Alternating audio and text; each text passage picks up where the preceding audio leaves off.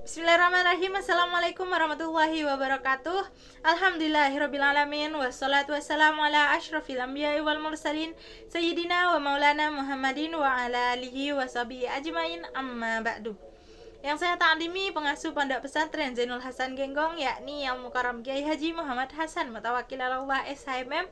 Yang saya hormati Bapak Rektor Universitas Zainul Hasan Genggong, yakni Dr. Abdul Aziz Wahab BAMAG. Yang saya hormati dosen pengampuh mata kuliah Strategi Pembelajaran Matematika, yakni Ibu Wahyu Lestari MPD. Dan yang saya cintai kedua orang tua saya yang selalu memberi semangat dan doa. Dan tak lupa pula yang saya banggakan teman-teman seperjuangan sekalian. Perkenalkan, nama saya Nendi Alfiatul Mukarramah. Saya mahasiswa dari Fakultas Tadris Umum, Program Studi Tadris Matematika. Baik, di sini saya akan mempresentasikan sebuah materi yang berjudul pengelolaan kelas. Yang pertama di sini ada pengertian pengelolaan kelas. Pengelolaan kelas berarti pengaturan atau manajemen seseorang dalam memimpin aktivitas di kelas.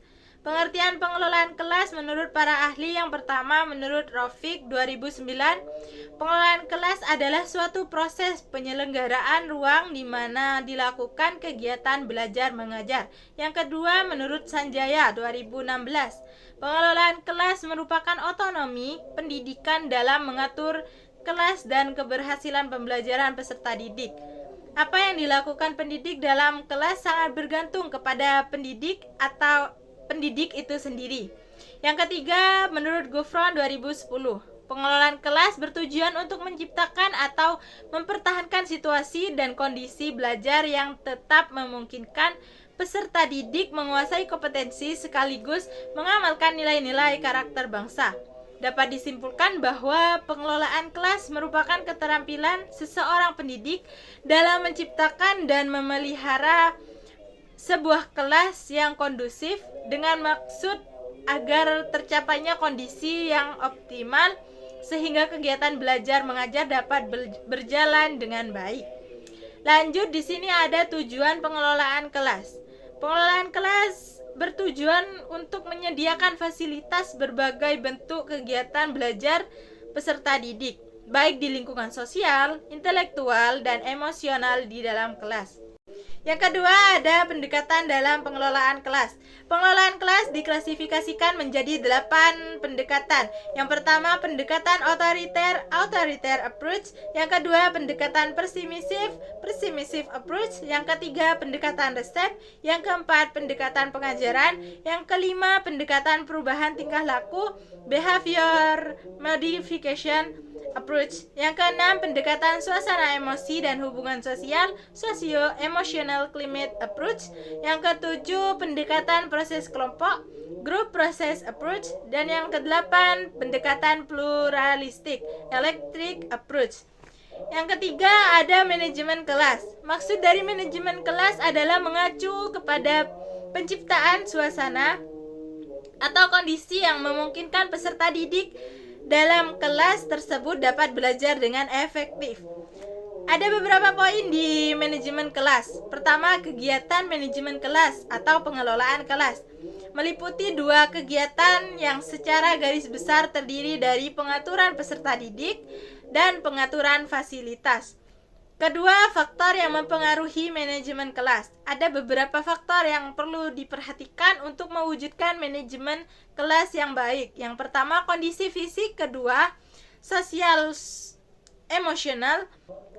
Lanjut ke poin ketiga, yakni sikap pendidik dan pendekatan yang digunakan dalam pengelolaan kelas. Misalnya seperti pendidik harus disiplin dalam segala hal dan bersikap hangat dan antusias kepada peserta didik.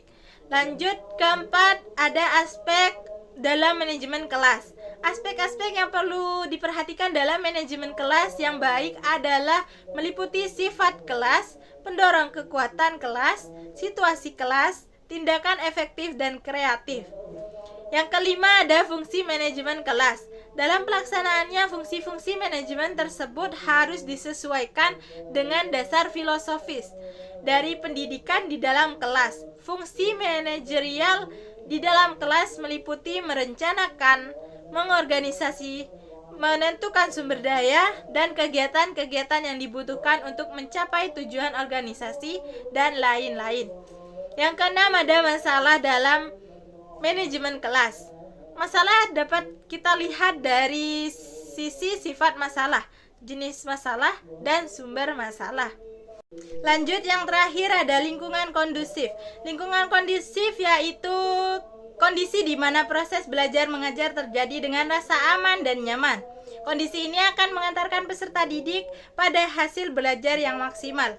Ada 2 poin yang harus kita ketahui di sini. Yang pertama, ada permasalahan dalam mewujudkan lingkungan belajar yang kondusif. Pertama, ada masalah individu. Masalah individu akan muncul karena dalam setiap individu ada kebutuhan untuk diterima dalam kelompok dan ingin mencapai harga diri. Akibat tidak terpenuhinya kebutuhan tersebut memungkinkan terjadinya beberapa tindakan peserta didik. Yang pertama, attention getting behavioris, tingkah laku yang ingin mendapatkan perhatian orang lain. Yang kedua, power seeking behavioris, tingkah laku yang ingin mendapatkan kekuasaan. Ketiga, revenge seeking behavioris, tingkah laku yang bertujuan menyakiti orang lain untuk menuntut balas. Yang keempat, passive behavioris atau helplessness, perasaan tidak mampu dan menolak untuk mencoba karena yakin akan gagal. Lanjut ke poin kedua, yaitu upaya menciptakan lingkungan belajar yang kondusif secara preventif dan kuratif.